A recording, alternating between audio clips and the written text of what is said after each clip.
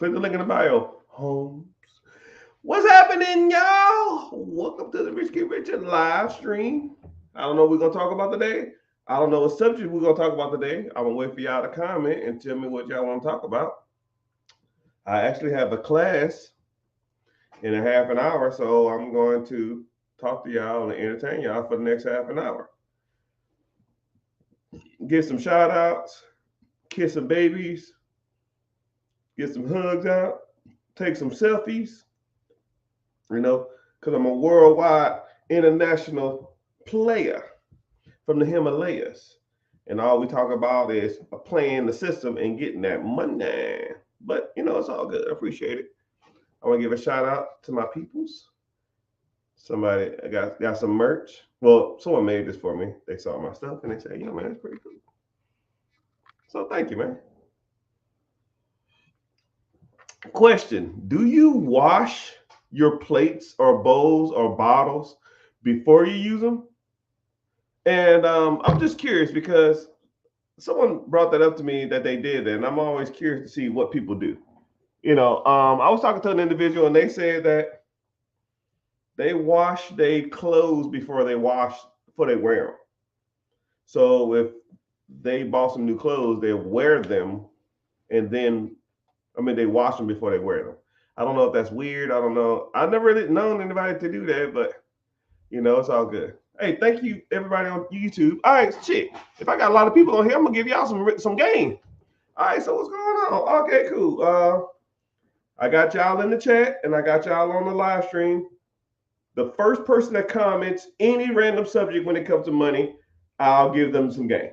All right, I'm gonna turn on my ceiling fan and I'm gonna come back and look at my chat. All right, because I get hot. I'm always either hot or cold. It don't make a difference, right? So, what's the money subject of the day? No one ain't talking about anything. Someone said they washed their bowls out. Yeah, I think that's weird, but I just use it, right? It's already clean. But I guess some things, especially if it's in like a box or something like that.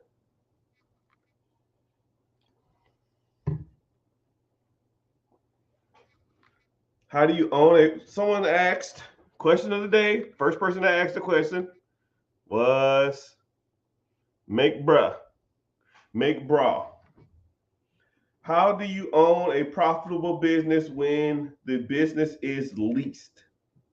I guess that's kind of a good question. I don't know what they're asking, but yeah. So let's go from there. I guess they said like a nail salon.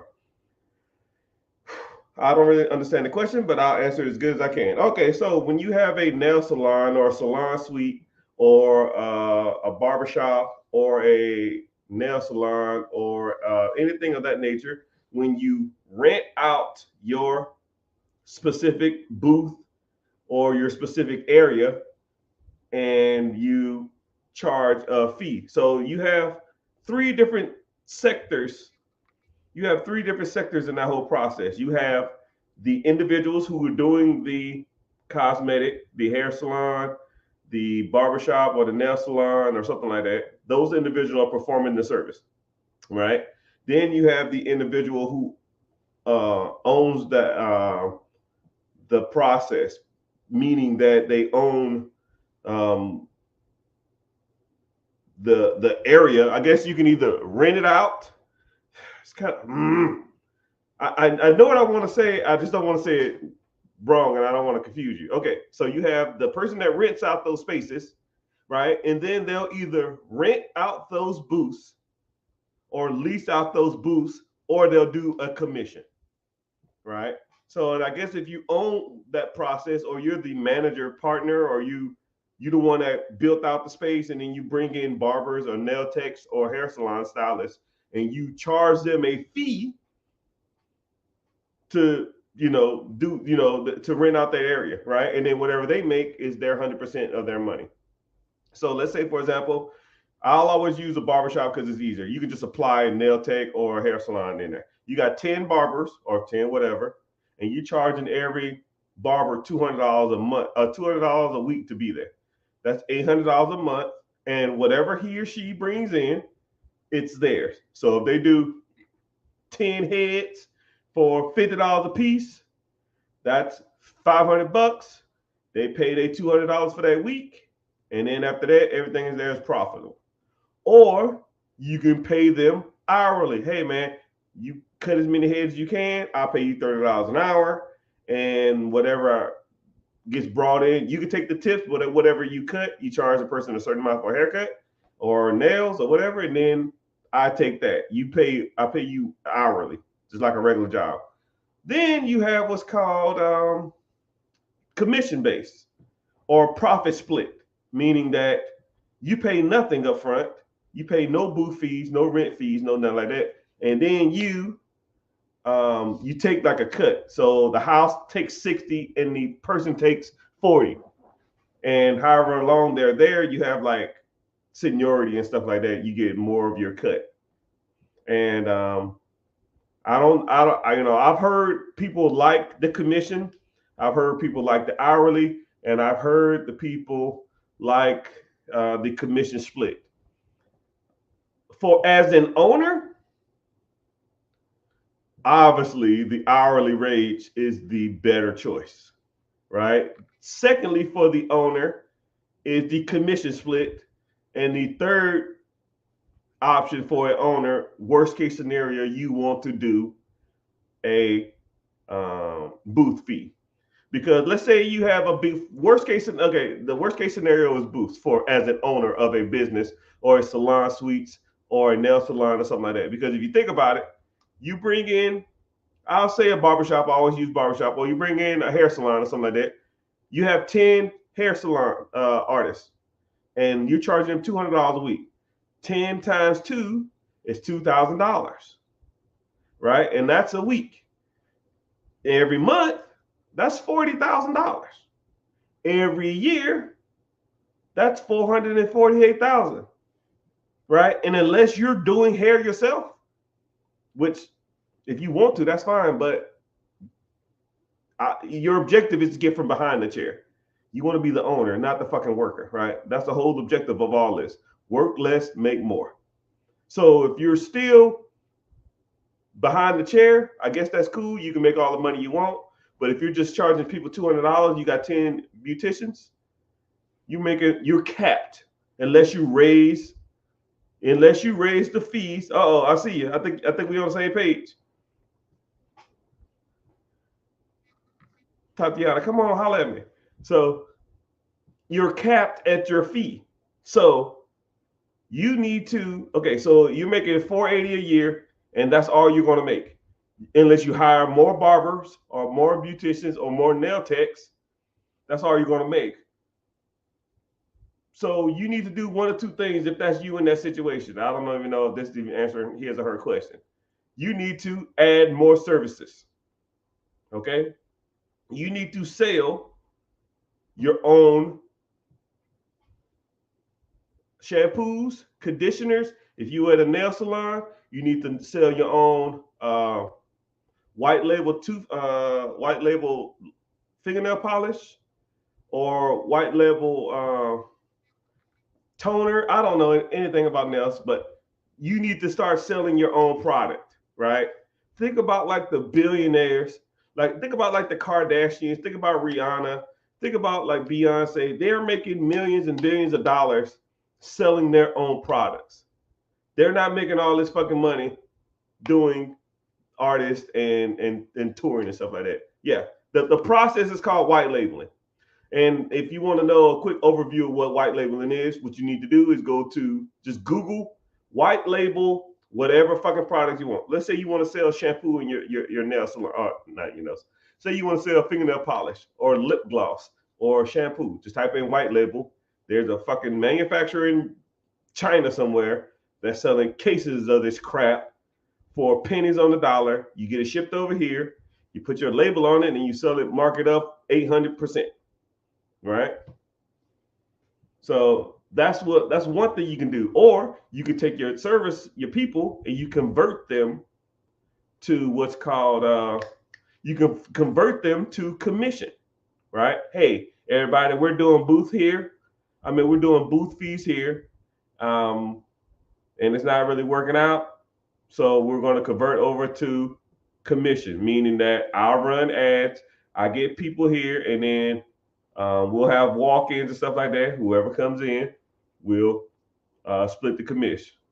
And we can do a 60-30 split, 65-35, or whatever it is. And there's actually people out there who specialize in converting booth fees to commissions. And then there's people that does hourly stuff. So even if you wanted to do stuff like that, so say if you had if you had a if you had a hair salon and you wanted to convert it, if you wanted to add like a nail tech in there, and then you charge the nail tech, you charge them like $10, $15, $20 an hour, and then you just do like 3-4 sets of nails while people getting their hair done. You can do that too. My ultimate goal with my 3 daughters, right? I don't really try to throw this into the universe because I don't like people in my shit. But my objective is to have all 3 of my girls, one run a beauty salon, one run a nail salon, and one run like hair, nails. What is it? Hair, nails, and like, is it raining? Damn, what was it? Hair, nail, and skin. So they pretty much go like to a one-stop shop. A woman can come in there, get her facials, and then get her nails done and get her hair done all in one damn place. And they can almost be like, you can have individual shops, but they're connected all together, right? And I'm gonna have one of them. I'm gonna have 1,000 locations all over America. No, I'll take that back. It wasn't. It was makeup. It's almost like, think of like Sephora, but with a nail salon in it. Think of Sephora with no nail salons and don't sell perfume.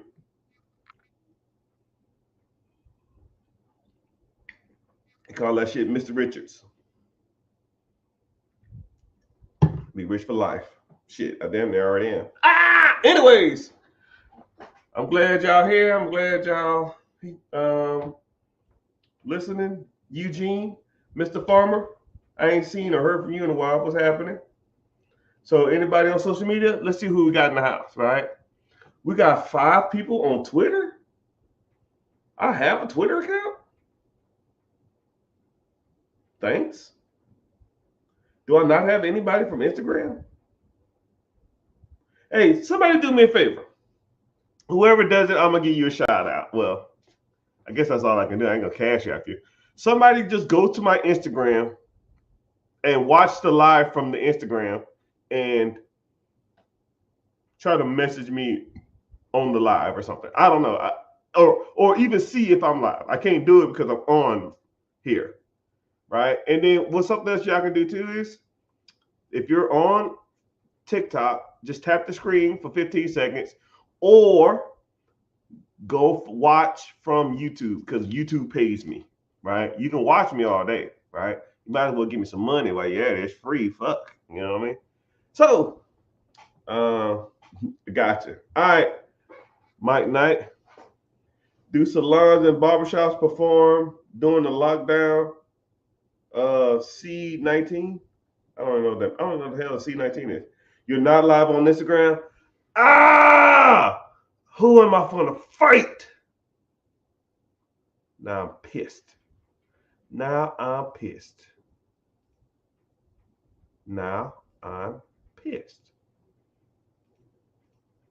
All right, let me try something else.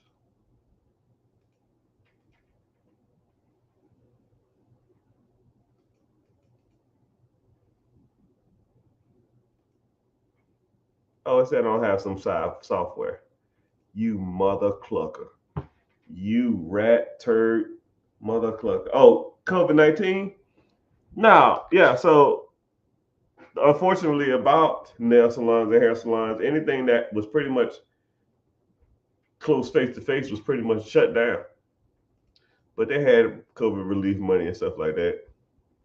And, you know, my theory on COVID is I think sometimes they'll do stuff like that just to see what they can get away with. Them motherfuckers be always hustling. But that's a whole nother damn story. That's a whole nother story. Jeez. Cut the check. I need money. Lots of money. I appreciate y'all telling me that I ain't on damn Twitter or that I ain't on YouTube. Oh, YouTube. Hey, man, just wanted to say, hey, I've been trying to learn. All right, well, you the first person on YouTube that commented. Go ahead and ask your question. Midnight Yukasama, whatever. I don't know how to say your dang name, but welcome. I got a class in like 15 minutes. Someone give me a subject, please. I can talk off the top of my head, but when I talk off the top of my head, I feel like I'm talking to myself. Like right now, I feel like I'm talking to myself, so it's weird and it's awkward, and I don't like that. Okay, so ask a question. So Midnight saying he registered for the class coming up. Yeah, so I'll offer a webinar. It's free. Click the link in the bio. Join the free class if you're interested, and we can go from there. What's the best industry to get into? The one that makes money. You know, like think about it like this, man. Best is subjective. What is the best race of people to date? What's the best fast food restaurant? You can say McDonald's, and then the next person say they hate McDonald's. Some people say, what's the best cars? Some people swear up and down by their Fords. I had a Ford 1996 inline six 5-speed. That shit had 300,000 miles on it, and it would outrun any damn car in the world. I moved from out of state, and I couldn't ship it. It wasn't worth it. But the point is, the best of anything is all subjective, right? You need to look at what you want to do. And once you kind of determine what you want to do, we can build off that. Because everybody's different, every industry is different. Like, for example, I don't like animals. I'm sorry, especially cats. Can't stand them. I'll even give you a quick story. I had this one buddy, his name is Ty Rogers. I need to look him up. And I'm going to tell him, if I ever meet him again, you traumatize me when it comes to cats. I was 12 years old. I went to spend the night at his house. It was him and his mom. His mom was the cat lady. She had 19 fucking cats. And I don't know if they gave them damn cats some catnip or something before I got over there, but them mother cluckers was hooping and hollering. I was just like, what the hell's going on? And then it was hair everywhere. I was itchy as hell. I think it was 19. It could have been 40, right? Maybe I was a kid and I was exaggerating. It was a lot. It was more cats than a human being, I feel, at that age should have. Okay? If I had to like put $1 million on it, it probably was like 8 cats, but still, right? It was a lot, right? So then we're eating like spaghetti, and then it was hair. I was taking the plates out, and I was like, what the fuck? So I'm wiping down the plates because they had hair all on it. And then I eat the spaghetti, and then I got hair all on my hair all in my mouth. I was itching all night. I'm laying it. We, you know, when you was kids, you just slept on somebody's floor, right? So we made a little pallet with pillows or something. I'm laying on the damn ground, and all I see is cats doing it. Man, I called my mom. I said, "Yo, mom, I don't feel good. I'm about to puke." I called my mom. My mom came and got me like at 11 o'clock at night. She said, "How you feeling?" I said, "I don't feel fine." Fuck them cats. I got the hello. Moral of the story. If there's a business that was selling for $500,000 that made $10 million a year, and I had to take care of a whole bunch of cats, I ain't having it. Moral of the story. It's irrelevant what I think is good because I don't like cats, right? You might like cats, so you would deal with that. I don't want to deal with it, right? So what's the best for you and what's the best for me is two different things. How did I get started with my career? Well, investing and entrepreneurship is like this weird journey. You should click the link in the bio, Mr. Matt. I guess you don't know. Freckles from Rugrats. But I'll kind of give you a quick synopsis before my class gets started in 10 minutes. I went to the desert. I was in the military, my third, fourth year in. I deployed, fought this fucking stupid ass war, but it is what it is. I got back, and I had like 10 thou wow. And I said, shit, I got to put this shit to work, man. Because I know if I just let it sit in this bank, it's going to dwindle away, right? I didn't have a lot of overhead. I had a SUV and a cell phone. And I said, and my rent was $125 a month. So I probably was only spending maybe $500-$600 a month in overall payments with car insurance and stuff like that. But I said, yo, if I don't do nothing with this money, it's just gonna sit there and do nothing. So I said, shit, let me put this shit to work. Go to the library, get all these fucking books. I read all these books, and I just start. Every book said one of three things: real estate, stock market, ownership of businesses, or ownership of processes. It was something like ownership of processes. It really didn't say businesses. It's just like be the owner, be the boss, right? Control your destiny, that type of shit. So thank all y'all for being on YouTube. Appreciate it. Hell, give me some money. Give me this $5 YouTube check. I go out and get a half a damn McDouble. Damn, inflation's ridiculous. So anyway, I didn't know shit about real estate, but I just saw that everything said get into real estate. So I started my real estate journey watching HGTV and DIY Network. And comically to this day, this was 2009, 2008, comically to this day, 15 years later, I probably watch 3 to 5 hours of HGTV to this day, a day. I'll put it on when I go in the room while I read, and I'll watch them renovate. And I'll renovate the houses in my head. It's just what I do. And I want to give y'all a quick lesson within the lesson. You have to kind of love what you do, and it doesn't feel like work. When I watch HGTV, I'm technically working. I'm learning trends of homes. I'm learning what people are paying for homes. I'm learning what people are spending on homes. And I'm learning the type of things that people are putting into homes to make the homes beautiful, to sell them for profit. That's fucking work. But to me, it's really not, because I've been doing it so long. It's just what I do, right? You got to find something that doesn't feel like work. You just got to do it, okay? I want y'all to remember that, right? Just something that if you did it for free, you'll do it, right? And just like when I'm gonna give you another lesson within the lesson. Me and the missus would go to eat at this restaurant called San Jose's. We ate there every week, and I would grab the real estate books. They had the little real estate racks of the homes for sale.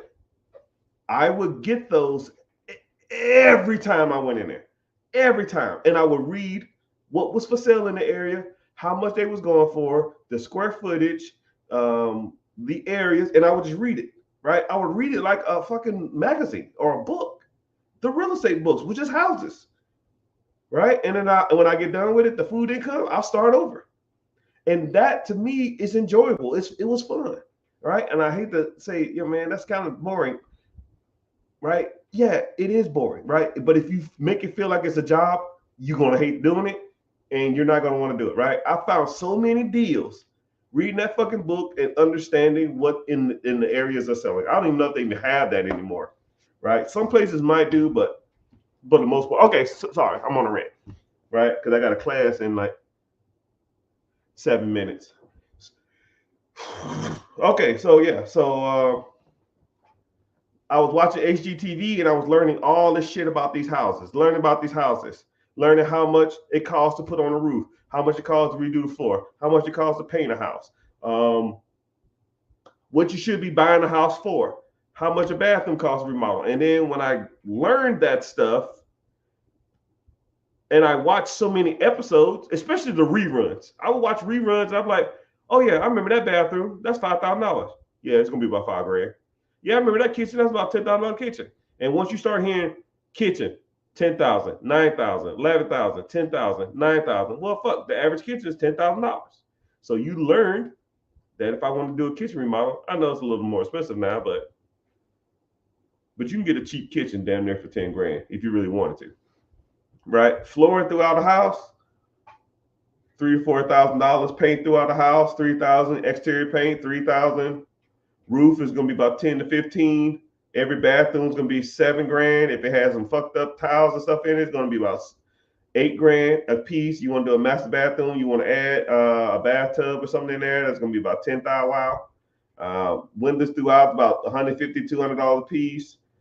I mean, shit. You want to damn do a chimney sweep, that's gonna be $300, $200. You want to do electrical panel, it's gonna be $2,500.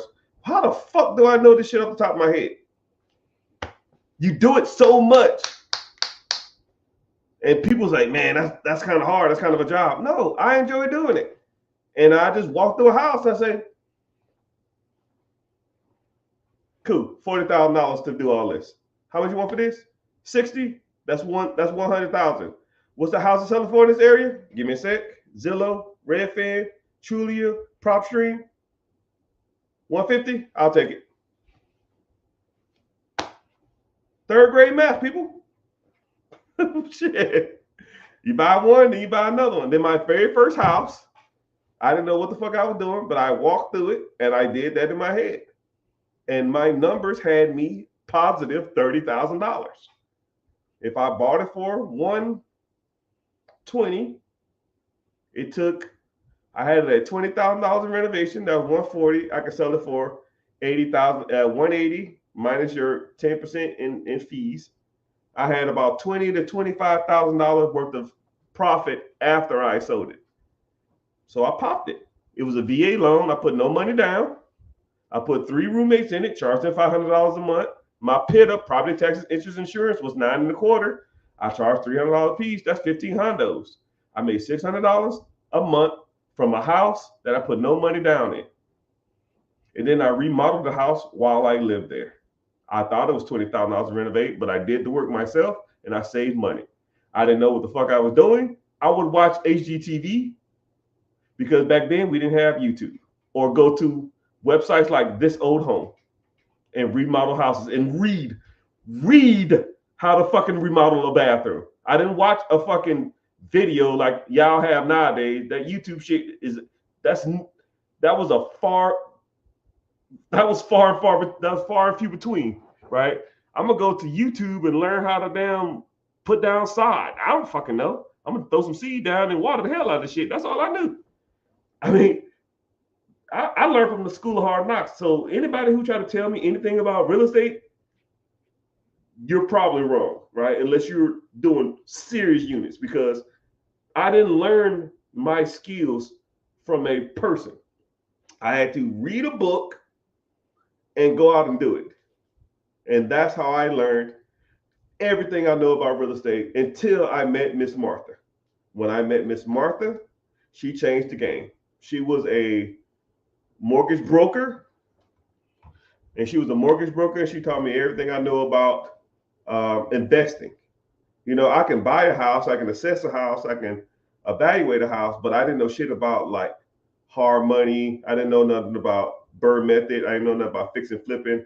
I didn't know nothing about lease options, sub twos, and all other kind of like wholesaling. I ain't know like that shit was foreign language to me. I was like, what the fuck is this? What do you mean? Yeah, BRRRR, buy, rehab, remodel, refinance, and repeat. It's BRRR, 3 R's, 4 R's. You can actually go to my YouTube page and type in BRRRR, Mr. Richard. I'll school you. I kind of break it down for you. Actually, I think you can do it on YouTube, TikTok. And then the sky was the limit. But I got a class to teach. Instagram, who ain't even fucking on the live. I need to fix that. Something's wrong, and I don't like that at all. Because I got a crap ton of followers on Instagram, and they need to be here too. Instagram, X, Twitch, YouTube. I appreciate y'all being here. I got to get off this live. I'm going to stay on this live a little bit more. Thank y'all for being here. Going to the mentorship. Make sure you like and follow. Click the link in the bio too, everybody. Zane. Later, dude.